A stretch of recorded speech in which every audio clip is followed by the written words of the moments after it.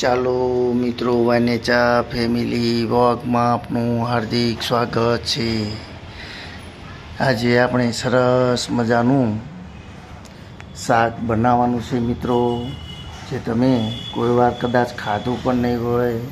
ભરેલા રીંગણ બટેકા કાંદા ખાઈ જો આપણે થાકી ગયા હોય તો ચાલો મિત્રો, આજે આપણે કંઈક અલગ જ રીતે સરસ મજાનું શાક બનાવીને જમીએ। તો ચાલો, આજની જે રેસીપી છે તેનું નામ છે બટેકા રીંગણની ચિપ્સનું મસાલા શાક બનાવવાનું છે મિત્રો। તો ચાલો, તેનું મટીરિયલ પણ જોઈ લઈએ। તેના માટે આપણે રીંગણ લીધેલા છે, તેની સરસ મજાની ચિપ્સ બનાવશું। તેમજ બટેકું છે, તેની પણ ચિપ્સ બનાવશું।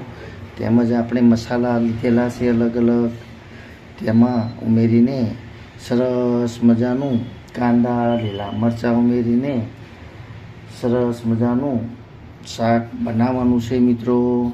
તો તમે પૂરેપૂરી રેસીપી જોઈજો। તો ચાલો, બનાવવાની શરૂઆત કરીએ।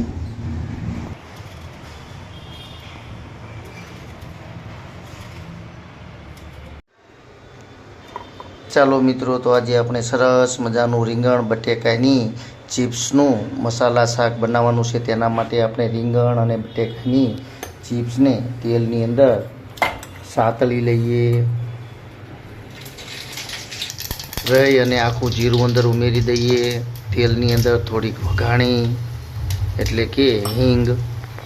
અને હવે ચાલો, આપણે બટેકા અને રીંગણની જે ચિપ્સ તૈયાર કરેલી છે તેને સાતળવાની છે તેલની અંદર, પાણી ઉમેરવાનું નથી। સરસ રીતે આપણી ચિપ્સ તૈયાર થઈ જાય ત્યાર પછી જ આપણે તેની અંદર મસાલા ઉમેરશું મિત્રો।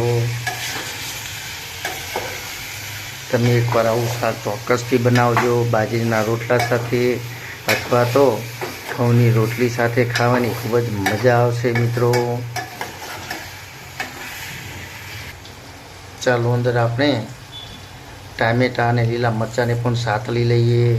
ત્યાર પછી તે 60થી 70% આપણી ચિપ્સ પાકી જાય, એટલે કે ચિપ્સ તૈયાર થઈ જાય ત્યાર પછી જ આ મસાલાને સરસ રીતે અંદર મિક્સ કરીને અંદર ઉમેરવાના છે મિત્રો।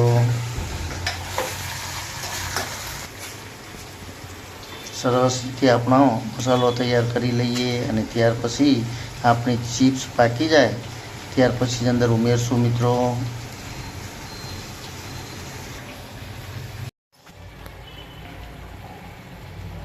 ચાલો મિત્રો, તમે જોઈ રહ્યા છો સરસ મજાની આપણી ચિપ્સ તૈયાર થઈ ગઈ છે। તો તેની અંદર જે આપણે સરસ મજાનો મસાલો તૈયાર કર્યો છે તે પણ ઉમેરી દઈશું અને સરસ મજાનું આપણું શાક તૈયાર થશે ત્યાં સુધીમાં આપણે તેની સાથે સર્વ કરવા માટે સરસ મજાની ફુલકા રોટલી પણ તૈયાર કરી લઈએ મિત્રો।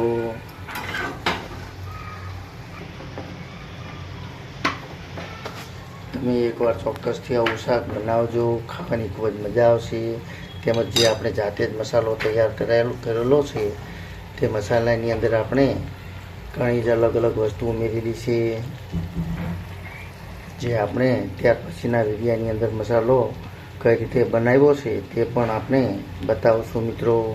ખાસ કરીને તો તેની અંદર બેસન છે, ધાણા જીરું છે, હળદર છે, મીઠું છે, તેમજ ગરમ મસાલા ઉમેરીને સરસ મજાનો મસાલો તૈયાર જે કરેલો છે તે આપણે ચિપ્સની અંદર ઉમેરી દીધેલો છે મિત્રો। ચાલો, હવે સરસ મજાની રોટલી તૈયાર પણ કરી લઈએ ત્યાં સુધીમાં આપણું શાક તૈયાર થઈ જશે।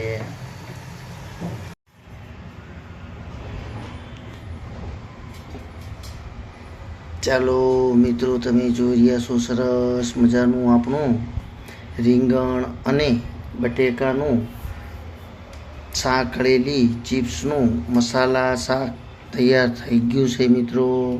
તો તમે પણ એકવાર જો આવું શાક બનાવશો તો આંગળા ચાટતા રહી જશો અને વારંવાર આવું શાક બનાવવાનું પસંદ કરશો મિત્રો। તમે જોઈ રહ્યા છો, જોતાં જ મોઢાની અંદર પાણી આવી જાય તેવું સરસ મજાનું આપણું રીંગણ બટેકાની ચિપ્સનું મસાલા શાક તૈયાર છે। તો ચાલો મિત્રો, આપણે જમી લઈએ હાલ ઉનાળાનો સમય ચાલી રહ્યો છે. આપણા ત્રીજા માળના બગીચાની અંદર સરસ મજાનું વાડી જેવું વાતાવરણ છે મિત્રો. તો ચાલો મિત્રો, વાડીએ જમતા હોય તેમ આપણે જમી લઈએ અને તમે ચોક્કસથી એકવાર આવું રીંગણ અને બટેકાની ચિપ્સનું મસાલા શાક બનાવીને જમજો મિત્રો. તો કેવી લાગી આપણી તમને આ રેસીપી? એકવાર ચોક્કસથી મને લાઈક, શેર અને સબસ્ક્રાઈબ કરજો અને જણાવજો કે શાકનો સ્વાદ કેટલો સરસ આવે છે. જય યોગેશ્વર ભગવાન, જય માતાજી.